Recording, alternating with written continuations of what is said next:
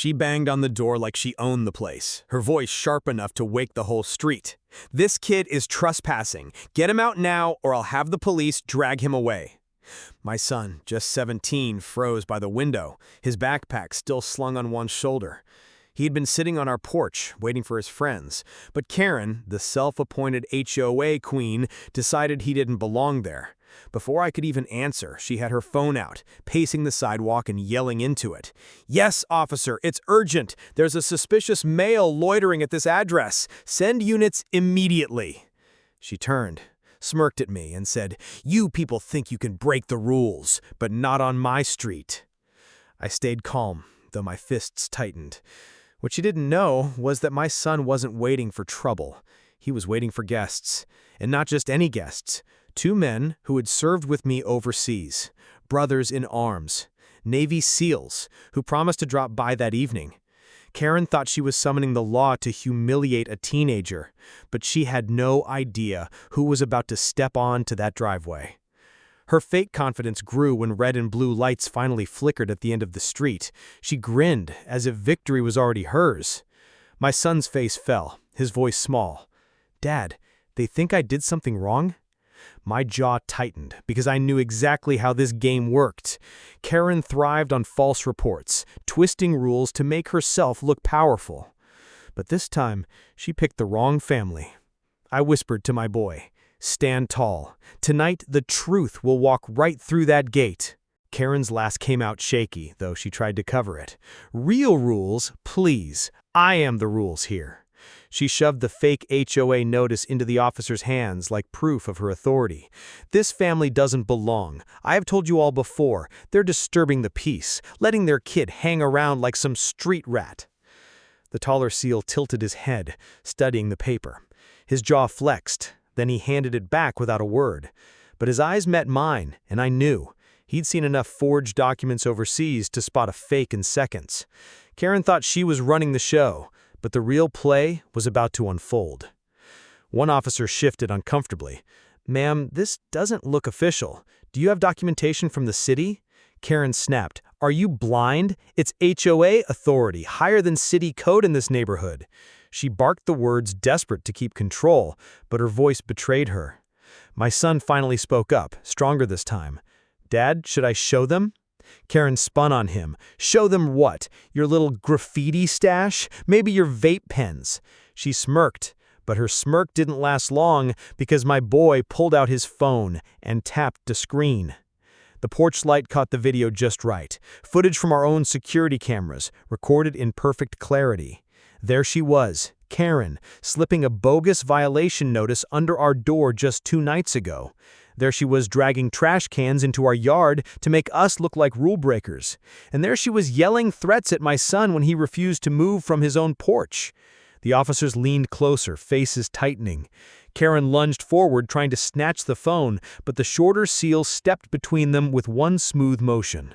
No words, just presence. For the first time, Karen didn't look powerful. She looked small. But she wasn't done. She hissed, low enough for only me to hear. "If you think this little show will save you, you're wrong. I have friends, people who could make your life very hard." And right then, the taller SEAL finally smiled, cold, slow, like someone who already knew the ending. "Funny," he said. "So do we." The cruiser stopped and 2 officers stepped out, hands already resting on their belts. Karen rushed towards them, waving like she just won a prize. "That's him," she pointed at my son. "That's the kid I told you about. He's been harassing neighbors, loitering, maybe even dealing something." The lies rolled off her tongue so smooth you'd think she practiced them in the mirror. One officer looked at my son, skinny frame, nervous eyes, still clutching a half-opened math book. The other frowned at me. "Sir, can we talk to your boy?" Before I could answer, Karen cut in. "Don't bother, just cuff him. HOA rules say no minors hanging around unsupervised after dark." She held up a piece of paper like it was the Constitution. Except I noticed the header, completely fake. She had typed her own notice and signed it with some scribbled initials. My son stuttered.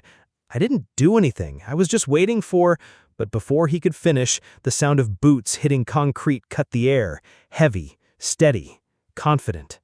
Two men in plain clothes walked up the driveway, carrying that unshakable presence you never forget once you've seen it in action. Karen's smile faltered as one of the men spoke in a calm, low voice. "Problem here?"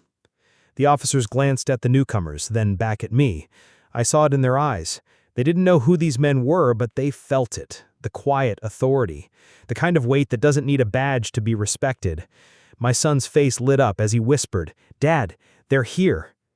Karen, still puffed up, scoffed. "And who exactly are you supposed to be? This is an HOA business." She had no idea the storm she just mocked was built of steel, training, and years of silence in places she couldn't imagine. One of the men stepped forward, close enough for Karen to have to tilt her head back to keep eye contact. His tone was polite, almost too polite. "Ma'am, I suggest you stop making up rules before you find yourself answering to real ones."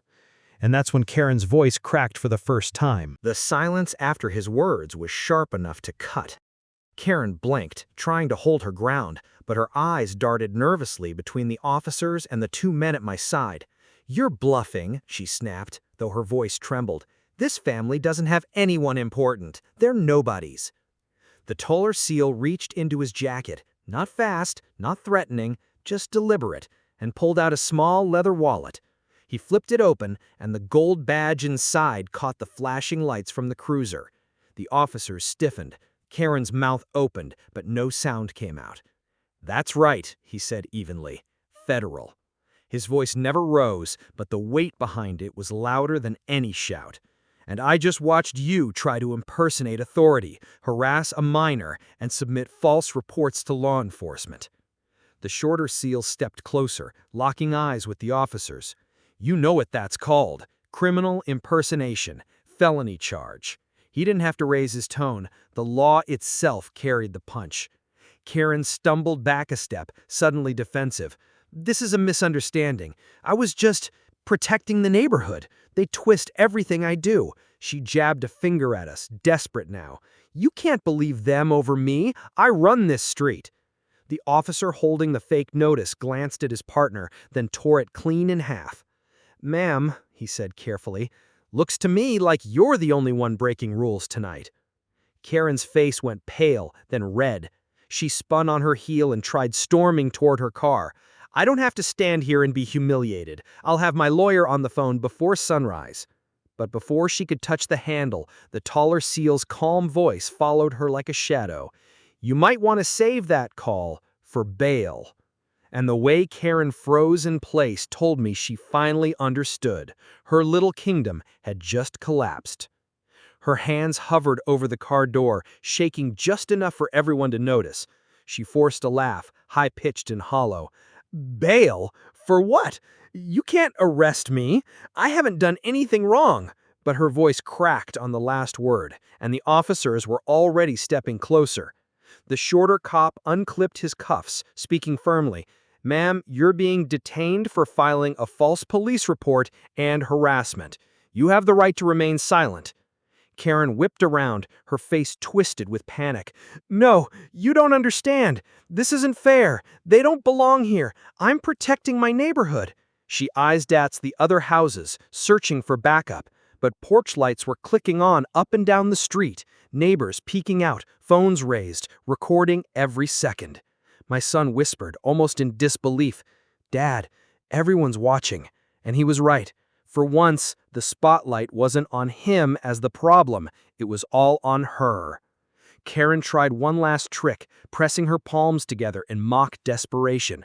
"Listen, officers, if we could just overlook this tonight, I'll make sure the HOA compensates you. We can work something out." She smiled weakly, but the taller SEAL cut her off, his tone sharp as a blade. "Stop trying to bribe." Gasps rippled from the neighbors. The officers didn't hesitate. They pulled her arms behind her back, the cuffs snapping louder than her protests. She screamed, "You'll regret this! I'll sue all of you! I own this block!" Her words echoed, but no one was listening anymore. My son stood straighter, relief spreading across his face as he watched the woman who'd tormented him drag toward the cruiser. He looked at me and whispered, the line I'll never forget. "Dad, for once, she's the one who can't get away." And as the door slammed shut on Karen, I knew this was only the beginning of her downfall. Because the SEALs weren't here just to visit, they had a much bigger reason for showing up that night. The cruiser door slammed, muffling Karen's shouts, but the chaos didn't end there. Neighbors spilled further onto their porches, some whispering, some bold enough to clap quietly. The officers radioed in, their eyes never leaving the SEALs. "We'll transport her downtown, charges pending." But just as the patrol car pulled away, my son tugged my sleeve. "Dad, what did he mean? Bigger reason." The taller SEAL gave him a small smile, the kind that didn't reach the eyes. "We didn't just drop by for a friendly visit, kid. We had intel about her." The words froze me. Intel on Karen? The shorter SEAL nodded. "She's been more than just a nuisance. We've been tracking reports of HOA leaders across the state, harassing families, faking citations, and even funneling money through bogus fees. And guess who's been at the center of it?" He jerked his chin in the direction the cruiser had gone. "Karen's running some kind of scam?" The taller SEAL's eyes hardened. "Not just a scam. Organized. She's tied to people who use HOA power to push families off their own land. Veterans, single parents, immigrants. They target the ones least likely to fight back." The weight of it sank in. Suddenly, Karen wasn't just a bitter neighbor with too much time on her hands. She was part of something bigger, darker. And by calling the cops on my son tonight, she'd practically handed herself to the very people who'd been waiting for her to slip. My son swallowed hard. "So, what happens now?" The taller SEAL glanced around the street, then lowered his voice. "Now, we dig deeper, because Karen's arrest is just the first domino."